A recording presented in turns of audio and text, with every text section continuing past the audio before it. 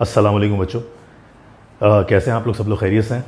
बेटे, आप लोगों को मालूम है कि हमने पिछले 2 लेक्चर्स में कॉम्प्लेक्स नंबर्स फर्स्ट ईयर में और इक्वेशंस चैप्टर 3 के एमसीक्यूज़ को थोड़ा तफसील से हमने डिस्कस किया था। तो आज इरादा बेटे ये है कि ट्रिग्नोमेट्री में बनने वाले कुछ एमसीक्यूज़ हैं जो आपके साथ हम डिस्कस करना चाह रहे हैं। अच्छा, ट्रिग्नोमेट्री में बेटे आप लोगों को मालूम ही है कि चैप्टर नंबर रिड्यूस सिलेबस के अकॉर्डिंग चैप्टर नंबर 9 है, चैप्टर नंबर 10 है। 10 चैप्टर भी आपको मालूम है कि पूरा नहीं है, सिर्फ 10.2 और 10.3 है। 9 चैप्टर भी पूरा नहीं है, सिर्फ 9.1 और 9.3 है। इसी तरह से आपको पता है कि चैप्टर नंबर 11 ग्राफ का है, वो रिड्यूस सिलेबस में शामिल नहीं है। इसी तरह आपको पता है कि चैप्टर 12 और चैप्टर 13 ये जो चैप्टर्स हैं ये एमसीक्यू बेस्ड मतलब रिड्यूस सिलेबस में शामिल है। तो मैंने आज कोशिश ये करी है कि ट्रिग्नोमेट्री के अंदर बजाय इसके कि चैप्टर वाइज आपको अलग अलग एमसीक्यूज करवाए जाएं, चैप्टर वाइज के बजाय ना टॉपिक वाइज कुछ ऐसा काम करवाने की कोशिश करते हैं जिससे आपका पूरा ट्रिग्नोमेट्री का पोर्शन इकट्ठा एक साथ सॉल्व हो जाए। तो ट्रिग्नोमेट्री में से बनने वाले जितने भी बेस्ट पॉसिबल क्वेश्चंस हैं उन सबको बेसिकली हम आज स्टडी कर लेते हैं एक साथ। क्लियर हो गई बात ये? तो ज़रा बेटे स्टार्ट करते हैं। तो पहला टॉपिक, पहली इंपॉर्टेंट बात जो आप लिखेंगे, एमसीक्यू बहुत इंपॉर्टेंट बता रहा हूं बेटे, जरा ध्यान रखिएगा। 1 डिग्री, ये आमतौर पे आपसे एग्जाम में डेफिनेशन पूछ लेगा कि 1 डिग्री किसके बराबर होता है। तो अगर आपसे ये पूछें कि 1 डिग्री किसके बराबर है तो आपको ये बात अच्छी तरह पता है कि 1 डिग्री का मतलब होता है दरअसल पाई बाय 180 रेडियंस। तो जब भी कभी आपसे कोई पूछे कि 1 डिग्री की वैल्यू बताओ आप, तो 1 डिग्री का मतलब होता है कि पाई को आप डिवाइड करवा दो किससे? 180 से।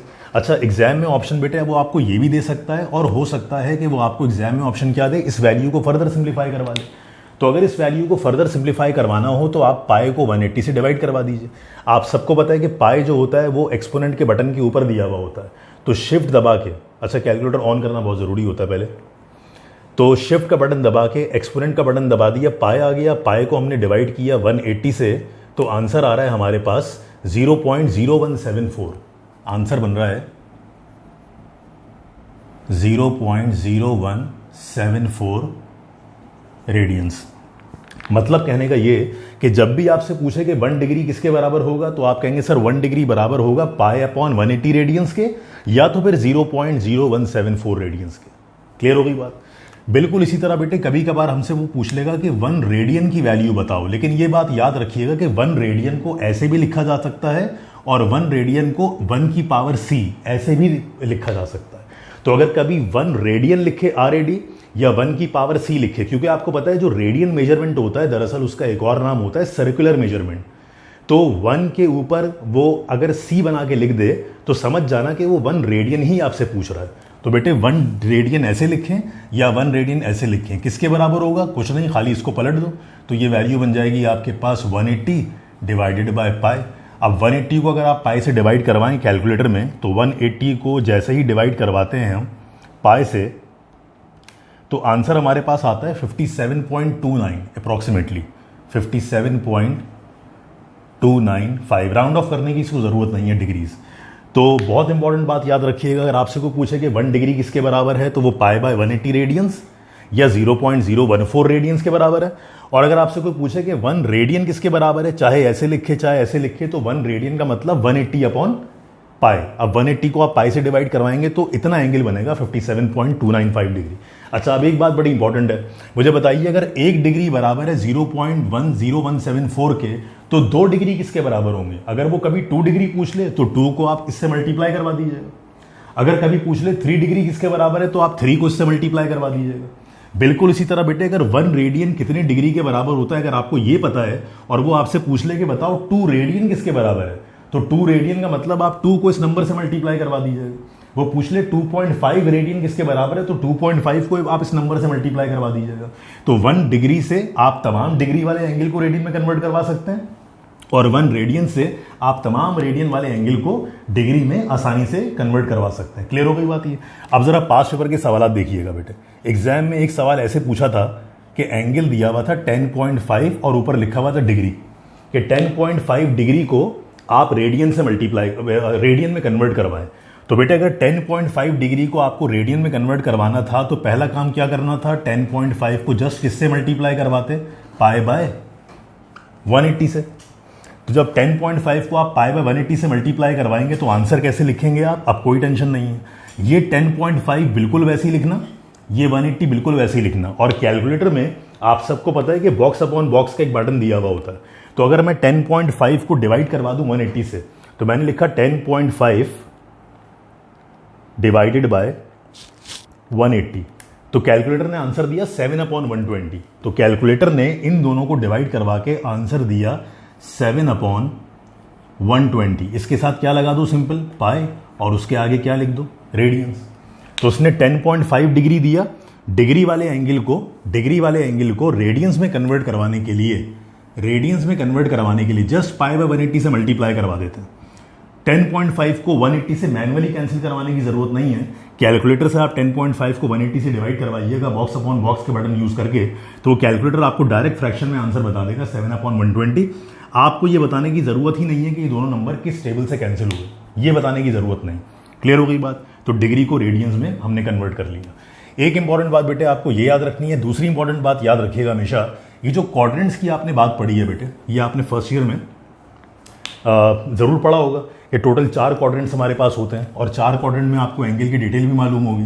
ये पहला एंगल 0 डिग्री, फिर एंगल 90 डिग्री, फिर एंगल 180 डिग्री, और फिर यहां पर एंगल 270 डिग्री, और वापस अगर घूम के एक चक्कर पूरा कर लो तो एंगल कितना, 360 डिग्री।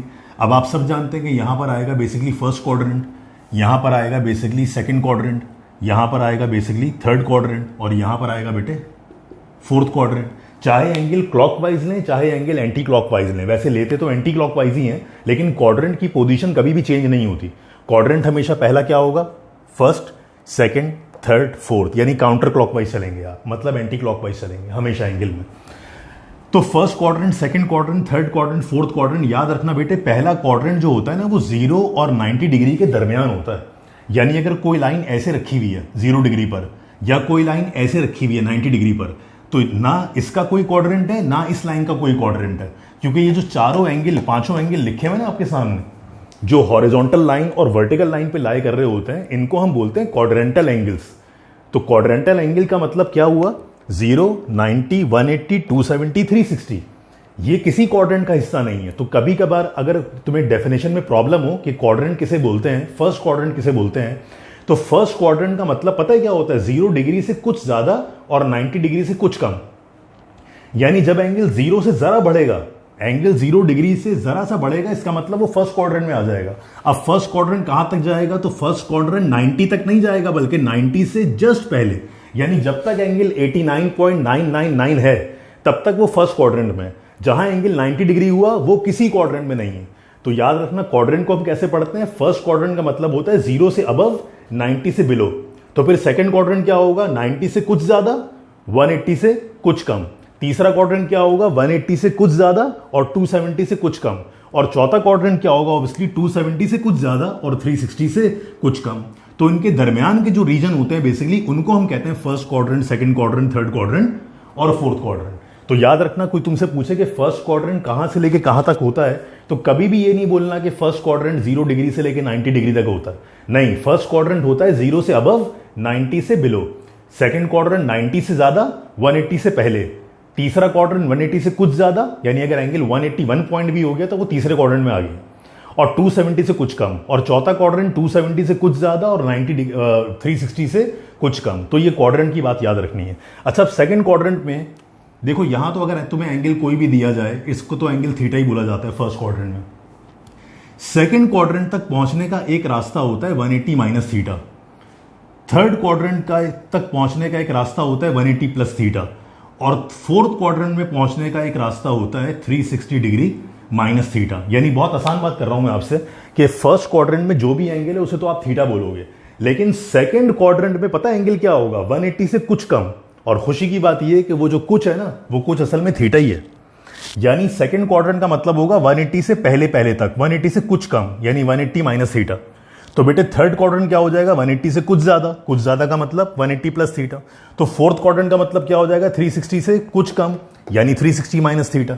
तो जब भी कभी आपसे कोई पूछे कि सेकंड क्वाड्रेंट में का आप एंगल बताएं, तो सेकंड क्वाड्रेंट में एंगल हुआ करेगा हमेशा 180 से कुछ कम, थर्ड क्वाड्रेंट में एंगल हमेशा हुआ करेगा 180 से कुछ ज्यादा, और फोर्थ क्वाड्रेंट में एंगल हमेशा हुआ करेगा 360 से कुछ कम।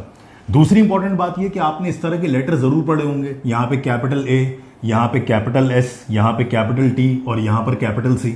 अब इसको बहुत सारे लोग मुख्तलिफ तरीके से बताते हैं, ऑल स्टूडेंट्स टेक कैलकुलस, या एक वर्ड होता है कास्ट का कि CAST ऐसे याद रख लो, या बहुत सारे लोग इसको ऐसे बताते हैं ऑल स्टूडेंट टेक कैलकुलस, या कास्ट का वर्ड बताते हैं, या सिंपल ASTC।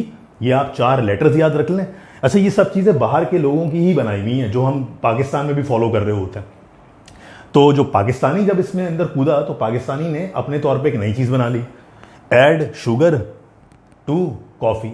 हाँ, ये पाकिस्तानी बना सकता है, ये आपको पता है, लेकिन आपने जिस तरह भी बनाया हो, जिस तरह भी पढ़ा हो, ये पता होगा कि A stands for all positive, all trigonometric function positive, S का मतलब सिर्फ साइन पॉजिटिव और साइन का उलट कोसेक पॉजिटिव, बाकी सब नेगेटिव, T का मतलब टैन और टैन का उलट कॉट पॉजिटिव, बाकी सब नेगेटिव, C का मतलब कॉस और कॉस का उलट सेक, वो पॉजिटिव बाकी सब नेगेटिव। तो यूजुअली पहले क्वाड्रेंट में सारे ट्रिग्नोमेट्रिक फंक्शन पॉजिटिव होते हैं, दूसरे में साइन पॉजिटिव होता है, तीसरे में टैन पॉजिटिव होता है और चौथे में हमेशा कॉस पॉजिटिव होता है। तो बेटे जो एक बड़ा इंपॉर्टेंट MCQ हर साल यूजुअली पूछा जाता है एग्जाम में, उसमें से जरा मैं 2-3 MCQs आपको समझा दूं। एग्जाम में वो यूजुअली आपसे ऐसे पूछ लेगा कि sign theta is greater than 0 और cos theta is less than 0, और आपसे पूछेगा कि बताओ जो एंगल है वो कौन से क्वाड्रेंट में है। बिल्कुल इसी तरह बेटे कभी कभार वो हमसे पूछ लेता है कि साइन थीटा नेगेटिव यानी लेस देन 0 है और कॉस थीटा पॉजिटिव है, बताओ एंगल जो है वो कौन से क्वाड्रेंट में है। कभी कभार वो हमसे ऐसे पूछ लेगा कि tan theta is greater than 0 और आगे पूछ लेगा cos theta is less than 0, तो हमसे पूछेगा कि बताओ जो एंगल है वो कौन से क्वाड्रेंट में है। तो जरा यहां पर सुनना बेटे मेरी बात ध्यान से, ये लिखा हुआ है साइन थीटा ग्रेटर देन 0। बेटे ग्रेटर देन 0 का मतलब पॉजिटिव ही तो होता है, लेस देन 0 का मतलब नेगेटिव ही तो होता है, लेस देन 0 का मतलब नेगेटिव, ग्रेटर देन 0 का मतलब पॉजिटिव, ग्रेटर देन 0 का मतलब पॉजिटिव, लेस देन 0 का मतलब नेगेटिव। तो वो बजाय पॉजिटिव नेगेटिव बोल लेंगे ना, लेस देन 0 ग्रेटर देन 0, इस तरह की टर्म्स में आपको उलझाएंगे। तो सुनिएगा बात ध्यान से, ये कह रहे हैं साइन थीटा पॉजिटिव है और कॉस थीटा नेगेटिव है, क्वाड्रेंट बताओ।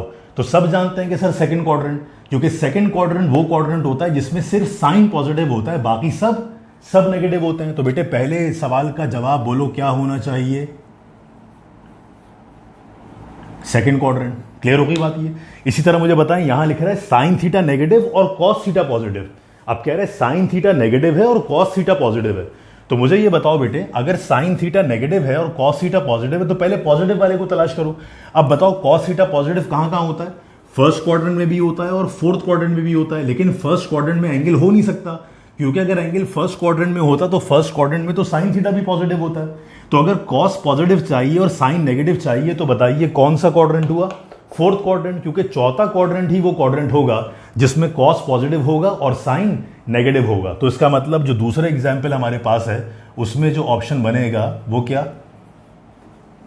Fourth quadrant. बिल्कुल इसी तरह चेक करो बेटे, तीसरा सवाल जो तीसरा मैंने MCQ लिखा है उसमें कह रहे हैं टेन थीटा पॉजिटिव है और कॉस थीटा नेगेटिव है, टेन थीटा पॉजिटिव और कॉस थीटा नेगेटिव। तो अब बताइए कौन से क्वाड्रेंट में होगा ये, टेन पॉजिटिव है और कॉस नेगेटिव है।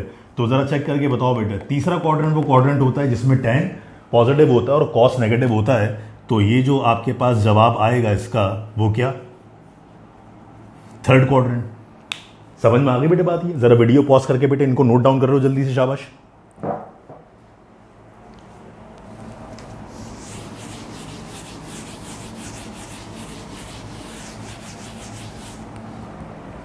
अब सुनिएगा एक और एग्जाम्पल। अब अगर मैं आपको बोलूं कि साइन थीटा नेगेटिव है और कॉस थीटा भी नेगेटिव है, अब ये चेक करना है आपको, साइन भी नेगेटिव और कॉस भी नेगेटिव। तो जरा आओ बेटे बारी बारी बोलो, पहला क्वाड्रेंट तो हो नहीं सकता क्योंकि पहले क्वाड्रेंट में साइन भी पॉजिटिव होता है और कॉस भी पॉजिटिव होता है। बेटे दूसरा क्वाड्रेंट हो नहीं सकता क्योंकि दूसरे क्वाड्रेंट में तो साइन पॉजिटिव होता है, यहां क्या बोल रहा है, साइन नेगेटिव है, लेस देन 0 का मतलब नेगेटिव। तीसरा क्वाड्रेंट चेक करो, तीसरे क्वाड्रेंट में साइन भी नेगेटिव होगा और कॉस भी नेगेटिव होगा। भाई तीसरे क्वाड्रेंट में साइन और कॉस नेगेटिव क्यों होगा? क्योंकि तीसरे क्वाड्रेंट में तो tan पॉजिटिव होता है, और चौथे क्वाड्रेंट में कह रहा है कि कॉस पॉजिटिव होता है, तो चौथा क्वाड्रेंट तो हो नहीं सकता, क्योंकि चौथे क्वाड्रेंट में अगर कॉस पॉजिटिव होता है तो वहां तो कॉस नेगेटिव लिखा हुआ है। तो सिर्फ बेटे वाहिद वो कौन सा क्वाड्रेंट बचा जिसमें साइन भी नेगेटिव और कॉस भी नेगेटिव? बोलें कौन सा क्वाड्रेंट? Third quadrant. तो इस एंगल की जो पोजीशन होगी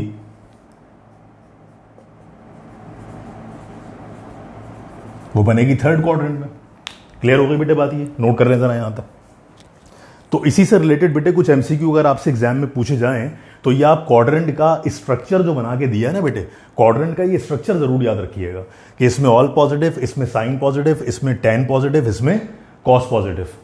अच्छा, जब साइन की बात करेंगे तो साइन का रेसिप्रोकल तो अंडरस्टूड है कि बात हो रही है, साइन की बात हो रही है, दैट मीन्स कोसेक की बात भी हो रही है, tan की बात हो रही है, दैट इज कॉट थीटा की बात भी हो रही है, कॉस की बात हो रही है, दैट इज सेक थीटा की बात भी हो रही है। तो ये वाइस वर्सा याद रखिएगा। तो जरा ये स्ट्रक्चर अपने पास नोट कर लें बेटे, ये एग्जाम्पल नोट कर लीजिए। तो पढ़ते हैं जरा अपने अगले टॉपिक की तरफ।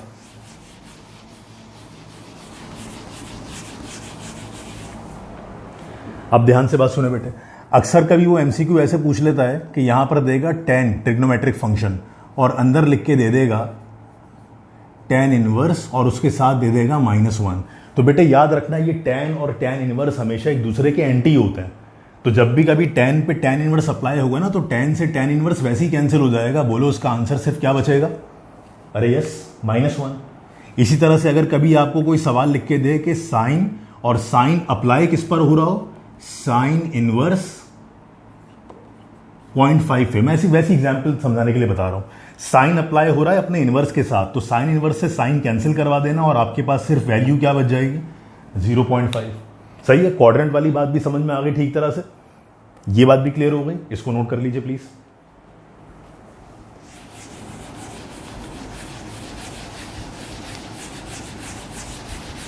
अच्छा, आपने ट्रिग्नोमेट्री के अंदर बेटे एक बड़ी इंपॉर्टेंट डेफिनेशन पढ़ी होगी आर्क लेंथ के हवाले से कि S बराबर होता है आर थीटा। इसमें S जो होता है बेसिकली वो क्या होती है? Arc length. इसमें R जो होता है वो बेसिकली क्या होता है? Radius of the circle. और इसमें थीटा जो होता है बेसिकली वो एंगल होता है, और वो एंगल हमेशा किस में होना चाहिए? हमेशा रेडियंस में। और आर्क लेंथ और रेडियस इन दोनों के जो यूनिट होते हैं वो हमेशा सेम होने चाहिए। तो S बराबर आर थीटा में अगर आपको R और थीटा पता हो तो आप R को थीटा से मल्टीप्लाई करवाएं, आपको S मिल जाएगा। अच्छा, अब इसी में से बेटे जरा चेक कीजिएगा, दो फॉर्मूलाज आप और ड्राइव कर सकते हैं। अब बताएं, अगर आपको सिर्फ R की वैल्यू निकालनी हो, सिर्फ R की वैल्यू, तो थीटा यहां मल्टीप्लाई हो रहा है, वहां जाके डिवाइड हो जाएगा। बिल्कुल इसी तरह से अगर आपको इसमें से थीटा की वैल्यू मालूम करनी हो तो R यहां मल्टीप्लाई हो रहा है, वहां जाके डिवाइड हो जाएगा। तो थीटा बराबर किसकी हो जाएगा? सिंपल S अपॉन R के। प्लीज जरा नोट डाउन कर लीजिए। अब इसमें किस टाइप के सवाल बेटे पेपर में बनते हैं, तो बहुत आसान बात है, जरा चेक कीजिएगा। आमतौर पे वो आपसे बोलेगा कि आप थीटा की वैल्यू कैलकुलेट करवाओ और S की वैल्यू, फॉर एग्जांपल मैं समझाने के लिए बता रहा हूँ, अगर आपको थीटा की वैल्यू कैलकुलेट करवानी है और S की वैल्यू आपको दे दी जाए 20 सेंटीमीटर और आपसे बोला जाए कि R की वैल्यू है 5 सेंटीमीटर, तो आप बेटे यहाँ पर फॉर्मूला कौन सा यूज़ करोगे? आप यूज़ करोगे theta is equal to S upon R। तो जहाँ जहाँ बेटे थीटा आएगा उस थीटा की जगह वैल्यू लिख दोगे 20 सेंटीमीटर, और जहाँ R आएगा उस R की जगह वैल्यू लिख दोगे 5 सेंटीमीटर। तो CM से CM कैंसिल हो जाएगा, 5 से 20 से 5 कैंसिल होगा 4 टाइम, तो थीटा की वैल्यू क्या आ जाएगी? 4। लेकिन आपको पता है कि जब भी कभी आर्क लेंथ को रेडियस से डिवाइड करवाते हैं तो जो यूनिट एंगल का आता है वो एंगल का यूनिट क्या लिखना होता है? रेडियंस। सही है, CM से CM कैंसिल हो जाएगा, यानी जो 4 आएगा वो तो यूनिट लेस क्वांटिटी होगी, लेकिन उस 4 के आगे रेडियन क्यों लिख देते हैं? रेडियन इसलिए लिखते हैं ताकि ये पहचान पता लग जाए, कंफर्म हो जाए कि जो आंसर आया है ना वो S को R से डिवाइड करने पर आया है, वरना इसका कोई यूनिट थोड़ी ही होता थीटा का। तो जब भी कभी, क्योंकि डेफिनेशन ऑफ रेडियन ही यही है कि आप आर्क लेंथ को रेडियस से डिवाइड करवा दें तो आपको जो एंगल मिलेगा उसको आप उतना रेडियंस बोलें, जो एंगल मिला उसको आपने उतना रेडियंस बोल दिया। क्लियर हो गई बात? नोट कर लीजिए, शाबाश।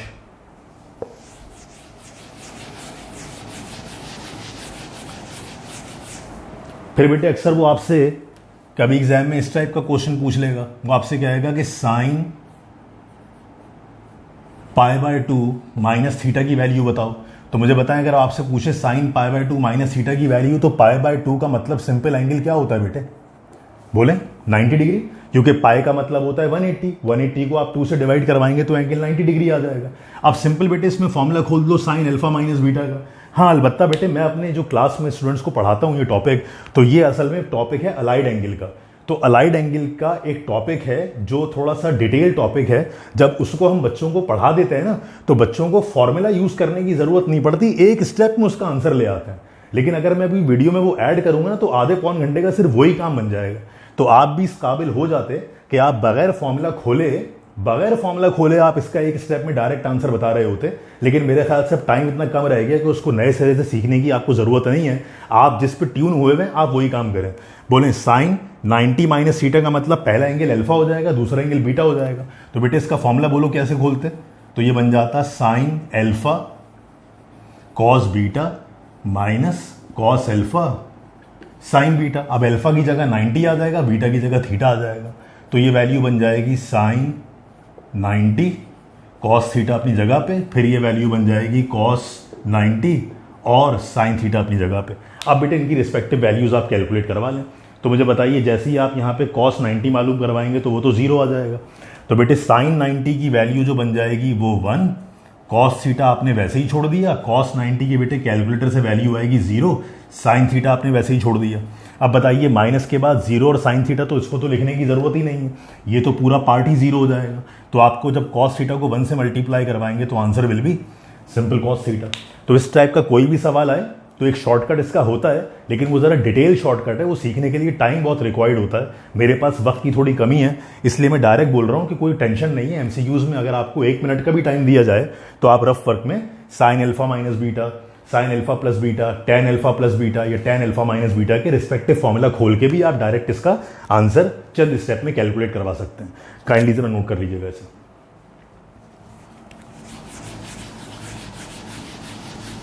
अब बहुत इंपॉर्टेंट बात बता रहा हूं बेटे, जरा सुनिएगा। देखें, आपने चैप्टर नंबर 12 में भी एक फॉर्मूला पढ़ा होगा, एस हाफ ऑफ पेरीमीटर, ये बराबर होता है a plus B plus C upon 2 के। और अगर मैं इसको क्रॉस मल्टीप्लाई करवा दूं तो ये बन जाएगा 2s is equal to a plus B plus C. तो जरा ये दोनों फॉर्मूलाज अपने पास लिखो बेटे, फिर मैं आपको बताता हूं कि एमसीक्यू कैसे पूछ रहा है वो पेपर में। एस का मतलब होता था हाफ ऑफ पेरीमीटर, यानी a plus B plus C upon 2। और अगर कोई खाली a plus B plus C पूछ ले तो जो 2 नीचे डिवाइड हो रहा है वो ऊपर जाके s से मल्टीप्लाई हो गया होगा। तो अब मुझे बताइए बेटे, अगर आपसे क्वेश्चन में कोई पूछे कि a plus B plus C किसके बराबर है, तो आप कहेंगे sir a plus B plus C बराबर सिंपल किसके है? 2s के। लेकिन अभी ये बात नहीं हो रही। अभी पता है क्या बात हो रही है? अभी बात ये हो रही है कि एमसीक्यू में वो ये सवाल बेसिकली ऐसे पूछने के बजाय वो ये सवाल ऐसे पूछ रहा है कि a प्लस बी माइनस सी की वैल्यू बताओ। यानी 3 जो टर्म्स है ना, a प्लस बी प्लस सी, उनमें से किसी एक टर्म को वो माइनस में दे देगा। अब मुझे बताइए a प्लस बी माइनस सी की वैल्यू कैसे निकालेंगे आप? तो प्लीज जरा बोर्ड पर देखिएगा, देखें मेरी बात सुनिएगा ध्यान से। आप a प्लस बी माइनस सी को छोड़ें, जो आप जानते हैं पहले आप वो लिख दें। आप कहेंगे सर मैं तो जानता हूं कि a plus B plus C बराबर किसके होता है? 2s के। आप तो ये जानते हो ना। अब उसको c की साइन प्लस नहीं चाहिए, बल्कि c की साइन क्या चाहिए? माइनस चाहिए। तो बेटे c की साइन माइनस करने का एक तरीका तो ये है कि माइनस साइन से पूरी इक्वेशन को मल्टीप्लाई करवा दो। अगर तुम -1 से पूरी इक्वेशन को मल्टीप्लाई कराओगे तो माइनस प्लस, अरे यहां माइनस आ जाएगा। लेकिन मुसीबत ये है कि फिर ये भी माइनस हो जाएगा, ये भी माइनस हो जाएगा। तो हमें सबकी साइन चेंज करनी है या सिर्फ c के साथ वाली की साइन चेंज करनी है? हमें खाली c की साइन चेंज करनी है। तो अगर सिर्फ तुम्हें c की साइन चेंज करनी हो, करनी हो तो तुम इस प्लस c को माइनस c, पता है कैसे बनाना? देखो, तुम लिखना a प्लस बी प्लस सी। बेटे c का मतलब यहां 1c लिखा हुआ है ना, इससे एक बड़ा नंबर इसके आगे से सब्ट्रैक्ट करवा दो, यानी c में से 2c सब्ट्रैक्ट करवा दो। अब जब तुम c में से 2c सब्ट्रैक्ट कराओगे बेटे, तो यहां पर भी क्या बनेगा? तुम्हें पता है बोथ साइड, दोनों तरफ 2c सब्ट्रैक्ट करवाना पड़ेगा। जब एक तरफ 2c सब्ट्रैक्ट करवाएंगे तो इक्वेशन को बैलेंस करने के लिए दूसरी साइड पे भी हमें 2c माइनस करवाना पड़ेगा। अब बताइए, जैसे ही आप इसको सिंप्लीफाई करवाते तो a प्लस बी, अब बोलो माइनस प्लस सी और माइनस 2c को जब सब्ट्रैक्ट कराओगे तो जवाब क्या बन जाएगा? माइनस का c, और राइट साइड पर बेटे वैल्यू आ जाएगी 2s माइनस का 2c। तो इसका मतलब बेटे ये बात याद रखिएगा कि अगर कभी भी आपसे कोई बोले कि a प्लस बी माइनस सी की वैल्यू बताओ तो वो बन जाएगी 2s माइनस 2c। अब जरा मुझे खुद से बताइएगा कंफर्म करके, अगर मैं आपसे बोलूं कि a माइनस बी प्लस सी लिखा हुआ है तो खुद सोचो, अगर यहाँ माइनस सी था तो यहाँ माइनस 2c आ गया। अब अगर यहाँ माइनस बी है तो ये बन जाएगा 2s माइनस 2b। और अगर यहाँ पर sine minus a plus B plus C है तो तुम आंसर लिख दोगे 2s माइनस 2 है। अरे यस, तो ये मैंने डेरिवेशन ड्राइव करवा के बताई है आपको। अगर आपको इस डिटेल में नहीं जाना तो कोई प्रॉब्लम नहीं है। आप सिंपल बेटे क्या बात याद रख लो कि सर जो टर्म नेगेटिव होगी ना, जो टर्म नेगेटिव होगी बस उसी के साथ हमें माइनस 2c आगे लिखना होगा, 2s के आगे। अगर यहां पर b नेगेटिव है तो माइनस का 2b, और अगर यहां पर a नेगेटिव है तो माइनस का 2 है। क्लियर हो गई बात बेटे? वीडियो पॉज करके काइंडली जरा डेरिवेशन को नोट कर लीजिएगा।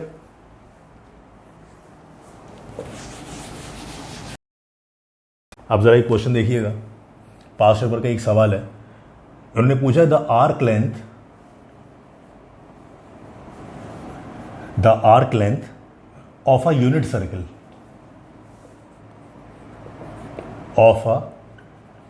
Circle with angle π/6 radians is, answer पूछ रहा है। ध्यान से मेरी बात सुनिए बेटा, ध्यान से सुनिएगा। इधर देखिए, कह रहा है आर्क लेंथ बताओ। तो अगर इसने पूछा कि आर्क लेंथ बताओ, इसका मतलब उसने हमसे एस पूछ लिया, और आप ये बात जानते हैं कि एस बराबर किसके होता है? आर थीटा के। तो बेटा कि उसने हमसे आर्क लेंथ पूछी है तो इसका मतलब उसने हमसे एस पूछा है। फिर आगे बोल रहा है ऑफ अ यूनिट सर्किल। बेटे ये बात याद रखना, यूनिट सर्किल का मतलब वो सर्किल होता है जिसका रेडियस हमेशा 1 हो। तो मुझे आर्क लेंथ पता करनी है, इसका मतलब मुझे एस पता करना है। मुझे रेडियस 1 कैसे पता लगा? क्योंकि सवाल में क्या लिखा हुआ है? सर्किल यूनिट है। यूनिट सर्किल का मतलब याद रखना ऐसा सर्किल होता है जिसका रेडियस 1 के बराबर हो। तो रेडियस की जगह 1 आ गया, एंगल थीटा की जगह बोले क्या? π/6। अब जब आप s की वैल्यू कैलकुलेट कराएंगे तो 1 तो पढ़ने की जरूरत नहीं है, सिंपल पाई को आप 6 से डिवाइड करवा दें। तो बेटे जैसे ही आप पाई को डिवाइड करवाएंगे 6 से तो आंसर बन जाएगा इसका 0.523। तो s की वैल्यू आ जाएगी 0.523। यूनिट इसके आगे अगर लिखा हुआ हो तो ठीक है, वरना वैसे ही छोड़ दीजिएगा। क्लियर हो गई बात? ये नोट कर लें, शाबाश।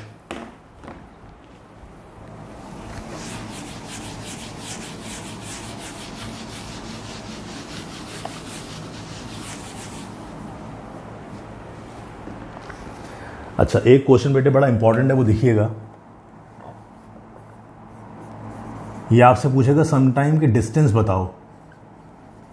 द डिस्टेंस बिटवीन, 2 पॉइंट्स दे देगा। मिसाल के तौर पे कभी आपको पॉइंट दे दिया 1,2 और एक पॉइंट दे दिया 5,4। ये आपसे क्या आएगा? इन 2 पॉइंट्स के दरमियान डिस्टेंस कैलकुलेट करवा के बताओ। तो बेटे ये बात देखो हमेशा याद रखना कि जब 2 पॉइंट के दरमियान डिस्टेंस कैलकुलेट करवाते हैं ना, तो जो पहला पॉइंट होता है उसमें x की वैल्यू को x1 बोल देते हैं और y की वैल्यू को y1 कह देते हैं। इसी तरह दूसरे पॉइंट में x की वैल्यू को x2 कह देते हैं और y की वैल्यू को y2 कह देते हैं, फर्क रखने के लिए कि ये x1 y1 है और ये x2 y2 है। और इन 2 पॉइंट के दरमियान हमें क्या निकालना है?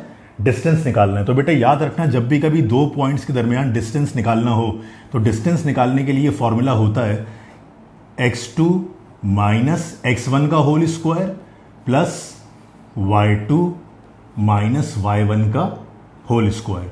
किसके अंदर? स्क्वायर रूट के अंदर। अच्छा, कोई फर्क नहीं पड़ता आप x2 माइनस x1 लिखो या x1 माइनस x2 लिखो, क्योंकि होल स्क्वायर है ना। अंदर अगर नेगेटिव साइन आ भी जाएगा तो उसका स्क्वायर खोलने से आंसर वैसे ही पॉजिटिव आना है। तो x1 माइनस x2 या x2 माइनस x1 का whole square, y2 minus y1 या फिर y1 माइनस y2। तो यूजुअली हमारी किताबों में, बुक्स में फॉर्मूला में x2 पहले होता है, x1 बाद में होता है, y2 पहले होता है, y1 बाद में होता है। इसलिए हम बोलते हैं कि बाद वाले x में से पहला वाला x माइनस करा के होल स्क्वायर और बाद वाले y में से पहला वाला y माइनस करा के होल स्क्वायर। तो बोलो बेटे तुम इसका डिस्टेंस फॉर्मूला इस पर अप्लाई करवाओगे तो वैल्यूज पुट करवा दो। ध्यान से देखो, x2 का मतलब 5 माइनस x1 का मतलब 1, यानी 5 में से 1 माइनस किया उसका होल स्क्वायर, प्लस बेटे y2 माइनस y1 का मतलब 4 में से माइनस किसे किया? 2 को, और उसका होल स्क्वायर कर दिया। चेक कर लो, आसान काम तो है। बाद वाले x में से पहला वाला x माइनस करा के होल स्क्वायर, बाद वाले y में से पहला वाला y माइनस करा के होल स्क्वायर। अब इसको फर्दर सिंप्लीफाइड फॉर्म में ले आए तो ये चेक करो क्या बन जाएगा, 5 - 1 बनेगा 4, 4 का स्क्वायर करवाएंगे तो बन जाएगा 16। बेटे 4 - 2 बनेगा 2, 2 का स्क्वायर कराओगे तो 4। अब 16 और 4 को आपस में ऐड करवाओगे तो आंसर बनेगा क्या, 20। अब 20 का रूट निकाल के देख लो, अगर मैं स्क्वायर रूट 20 मालूम करता हूं तो जवाब आ रहा है 2√5। इसका आंसर बन गया 2√5 और उसके आगे क्या लिख दीजिएगा, यूनिट्स। क्लियर हो गई बात, ये नोट कर लें बेटे, शाबाश।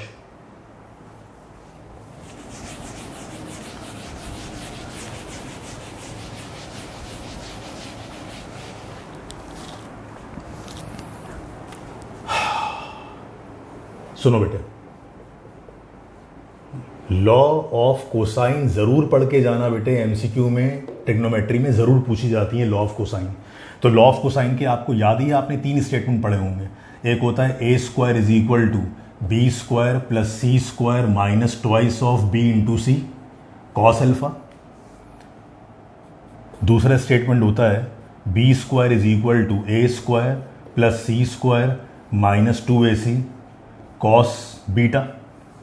और तीसरा स्टेटमेंट होता है c² = a² + b² माइनस का 2ab कॉस ऑफ गैमा। अच्छा, ये सारी बात किस लिए हो रही है बेटे, क्योंकि हमने जब एंगल्स पढ़े थे ना ट्राइंगल में, तो a for alpha, b for beta और c फॉर गैमा, ऐसे पढ़ना कि a आएगा तो अल्फा आएगा, b आएगा तो बीटा आएगा, c आएगा तो गैमा आएगा। सुनो, a आया तो अल्फा, b आया तो बीटा, c आया तो गैमा। अच्छा, अगर a² आ गया तो राइट साइड पे a वाली टर्म नहीं आएगी, बकिया साइड आएंगी। तो रिमेनिंग साइड कौन सी है, उनका स्क्वायर का सम, फिर उन्हीं दोनों का प्रोडक्ट। अल्फा a की वजह से आया, जब यहां b आ गया तो आगे कहीं b नहीं आएगा, रिमेनिंग साइड्स आएंगी। तो तीन ही साइड तो है, a b और c। जब यहां b आ गया तो रिमेनिंग साइड कौन सी है, a और c, उनके स्क्वायर का सम और उन्हीं का प्रोडक्ट। b था तो बीटा आ गया। बिल्कुल इसी तरह c अगर आएगा तो एंगल कौन सा आ जाएगा, गैमा। और जब साइड c आ गई तो यहां पर क्या आ जाएगा, बच जाने वाली साइड a² b², फिर उन्हीं का प्रोडक्ट और आखिर में कॉस गैमा। तो बेटे लॉ ऑफ कोसाइन कभी वो इस फॉर्म में पूछ रहा है और वो कभी किस फॉर्म में पूछ रहा है, कभी वो इस फॉर्म में पूछ रहा है कि वो सिर्फ वैल्यू किसकी निकाल रहा है, कॉस अल्फा की। अब सुनिएगा प्लीज ध्यान से मेरी बात, इसकी एक और फॉर्म अगर वो कभी पूछेगा ना कंफ्यूज करने के लिए, तो देखो उसने क्या काम किया होगा। उसने काम ये किया होगा, दरअसल इस a² को इस पूरी टर्म की जगह शिफ्ट करवा देगा और इस पूरी टर्म को a² की जगह शिफ्ट करवा देगा, मतलब इन दोनों टर्म्स की शिफ्टिंग हो जाएगी। अब बताओ, माइनस का 2bc वहां जाके बन जाएगा प्लस का 2bc cos alpha is equal to, तो बेटे राइट साइड पर क्या बच जाएगा, b² + c² माइनस a²। अरे यस, a² प्लस का था वहां जाके क्या बन गया, माइनस का, और जो माइनस का 2bc था वहां जाके क्या बन गया, प्लस का 2bc। अब बोलो कॉस अल्फा की वैल्यू निकालने के लिए 2bc यहां मल्टीप्लाई हो रहा है तो वहां जाके क्या हो जाएगा, डिवाइड। तो बोलो बेटे कॉस अल्फा बराबर किसके हो जाएगा, कॉस अल्फा बराबर हो जाएगा b² + c² minus a² divided by twice of b into C. अरे समझ में आ गई बात। इसका मतलब यह है कि लॉ ऑफ कोसाइन के दो फॉर्मेट हैं, कभी वो a² की वैल्यू पूछ लेगा, कभी वो कॉस अल्फा की वैल्यू पूछ लेगा। अब तुम नोट करो, अगर वो अल्फा की, कॉस अल्फा की वैल्यू पूछ रहा है तो अल्फा का मतलब a है, यानी a का ताल्लुक अल्फा से है, b का ताल्लुक बीटा से है, c का कनेक्शन गैमा से है। अगर अल्फा आ रहा है तो जो एंगल आ रहा है उसी वाली साइड नेगेटिव में आ जाएगी। और देखो नीचे उन्हीं का प्रोडक्ट 2 के साथ। नहीं समझे बात, यहां देखो, बगैर पूरा सॉल्व किए डायरेक्ट बताओ मुझे। अगर मैं तुमसे बोलूं कि इसमें से कॉस बीटा की वैल्यू निकालो तो आप कहेंगे सर कोई टेंशन नहीं है, कॉस बीटा की वैल्यू निकालने के लिए बन जाएगा a² + c², जो प्लस b² था वहां जाके क्या बन जाएगा, माइनस b², और जो 2ac ऊपर था वो 2ac डिवाइड में चला जाएगा। इसी तरह अगर मैं आपसे कहूं कि इसमें से आप मुझे सिर्फ कॉस गैमा की वैल्यू लिख के बताएं तो आप कहेंगे सर कॉस गैमा की वैल्यू के लिए बन जाएगा a² + b² क्या, माइनस c² डिवाइडेड बाय, ये जो 2ab ऊपर था ये 2ab बेटे जाके डिवाइड में चला जाएगा और क्या बन जाएगा, twice of a into b। Clear हो गई बात बेटे, जरा तीनों फॉर्म काइंडली नोट कर लें।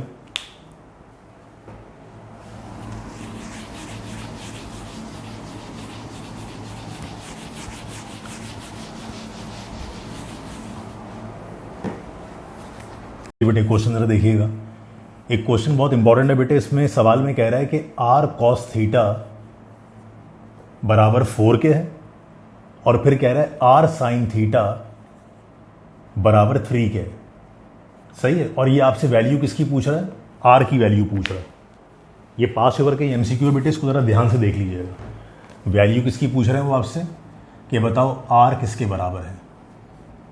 अब सुनिएगा बेटे, पहली इक्वेशन है R cos theta is equal to 4, दूसरी इक्वेशन है R sine theta is equal to 3। जब भी वो कभी आपसे इस टाइप की दो इक्वेशंस दे और वो आपसे बोले कि आप इसको सॉल्व करके आर का आंसर बताओ, तो बेटे मैं तफसील में तो नहीं जा सकता क्योंकि ये सेकेंड ईयर का टॉपिक है, पैरामेट्रिक इक्वेशन ऑफ सर्किल का। तो आपको कुछ नहीं करना, आपको सिर्फ ये काम करना है कि इन दोनों इक्वेशन पे ना स्क्वायरिंग करवा के ऐड करवा दीजिएगा। इन दोनों इक्वेशन पे स्क्वायरिंग करवा के ऐड करवा दीजिएगा। मतलब जब तुम बेटे इस इक्वेशन पे इस साइड पे स्क्वायर कराओगे तो देखो ये क्या बन जाएगा, ये बन जाएगा R square cos square theta plus बेटे नीचे वाली वैल्यू पे स्क्वायर कराओगे, बोलो क्या बन जाएगा, R square sine square theta, और 4 पर स्क्वायर कराओगे तो क्या बन जाएगा, 4 का स्क्वायर, और 3 पर स्क्वायर कराओगे तो ये बन जाएगा 3 का स्क्वायर। यानी मैंने दोनों इक्वेशन पे स्क्वायरिंग भी करवा दी और इन दोनों की इक्वेशंस को आपस में ऐड करवा दिया। तो लेफ्ट हैंड साइड में ऐड हो गई, राइट साइड में ऐड हो गई, लेकिन स्क्वायरिंग होने के बाद R square cos square theta plus R square sine square theta 4 square plus 3 square. इतना काम करने के बाद जरा लेफ्ट हैंड साइड में दोनों में से देखें, आपको आर स्क्वायर कॉमन निकलता हुआ नजर आएगा। जब आप आर स्क्वायर कॉमन निकालेंगे तो बेटे अंदर वैल्यू बच जाएगी cos square theta plus sign square theta, और जरा इसको सॉल्व करो बेटे तो 4 का स्क्वायर बन जाएगा 16, 3 का स्क्वायर बन जाएगा 9। क्लियर हो गई बात ये। अब इसको सिंप्लीफाई कर लो। तो आप ट्रिग्नोमेट्री में मैट्रिक्स से पढ़ते हुए आ रहे हैं कि cos square theta plus sign square theta हमेशा किसके बराबर होता है, 1 के बराबर होता है। और 16 को 9 में ऐड करवाओगे तो वैल्यू क्या आ जाएगी, 25। आर स्क्वायर को 1 से मल्टीप्लाई करवाएंगे तो ये सिंपल आर स्क्वायर रहेगा बेटे। राइट हैंड साइड पर वैल्यू कितनी आ जाएगी, 25। अच्छा रेडियस, ये आर जो है ना रेडियस होता है, तो रेडियस कभी भी नेगेटिव नहीं होता। तो जब हम एक तरफ से आर पर से स्क्वायर हटाएंगे तो प्लस माइनस नहीं, माइनस में जवाब नहीं लिखना, सिर्फ पॉजिटिव आंसर लिखना। तो जब आर पर से स्क्वायर हटेगा तो सिर्फ वहां पर पूरी वैल्यू पे स्क्वायर रूट आ जाएगा, पॉजिटिव आंसर आएगा खाली, क्योंकि रेडियस कभी नेगेटिव नहीं होता। 25 रूट से बाहर आके कितना बन गया, 5 यूनिट्स। क्लियर हो गई बेटे बात ये, प्लीज जरा नोट कर लीजिए।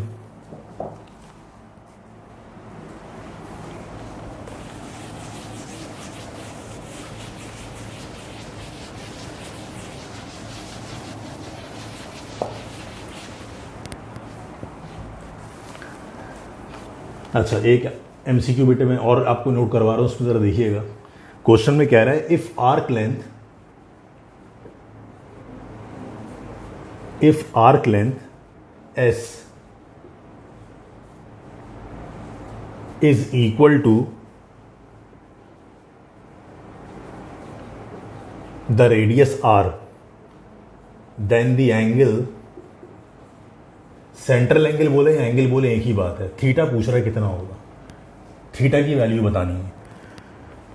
तो अब सुनो बेटे, मुझे बताइए कि अगर उसने आपसे पूछा कि आर्क लेंथ बताओ, आर्क लेंथ मिल के क्वेश्चन में कह रहा है, सॉरी आर्क लेंथ कह रहा है एस के बराबर है और आर्क लेंथ इक्वल किसके है, सर्किल के रेडियस के बराबर है। तो आपको फाइंड आउट क्या करना है, आपको थीटा फाइंड आउट करना है। तो मुझे बताएं बेटे, अभी कुछ देर पहले मैंने आपको फॉर्मूला लिखवाया था, एस बराबर होता है आर थीटा के।